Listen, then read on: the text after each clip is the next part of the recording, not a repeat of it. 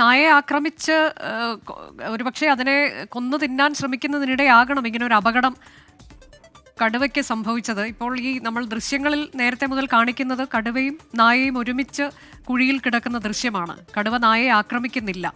അക്രമാസക്തനല്ലാത്തൊരു കടുവയാണോ കുഴിയിൽ വീഴുന്നതിന് ശേഷം നമുക്ക് കാണാൻ കഴിയുന്നത്?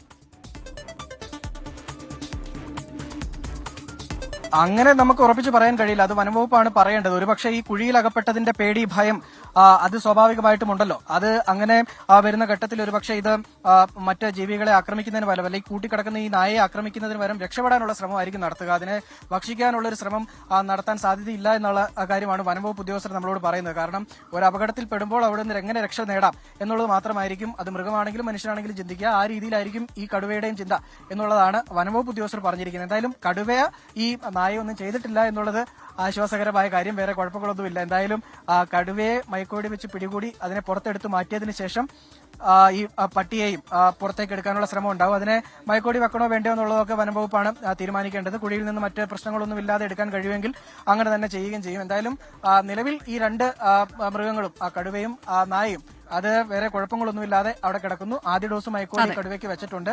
അതിനെ എടുക്കാനുള്ള ശ്രമമായിരിക്കും ആദ്യ ഘട്ടത്തിൽ നടത്തുക. ഇതിൽ ഈ അതിർത്തി പ്രദേശത്ത് നിന്ന് കയറി വന്ന കടുവയാണ് എങ്കിൽ ഇതിന്റെ താഴത്തോട്ടുള്ള മേഖലകളിലും ജാഗ്രത ഉണ്ടാകേണ്ടതുണ്ട്. അതിൽ വീണ്ടും കടുവകൾ ഇങ്ങോട്ട് വരാനുള്ള സാധ്യത കൂടി കണക്കാക്കുന്നുണ്ട്. അതിനനുസരിച്ചുള്ള നടപടികൾ വനംവകുപ്പിന്റെ ഭാഗത്ത് നിന്ന് ഉണ്ടാകാനുള്ള നടപടി അടിയന്തരമായി ഉണ്ടാകും എന്നുള്ളതാണ് മനസ്സിലാകുന്നത്.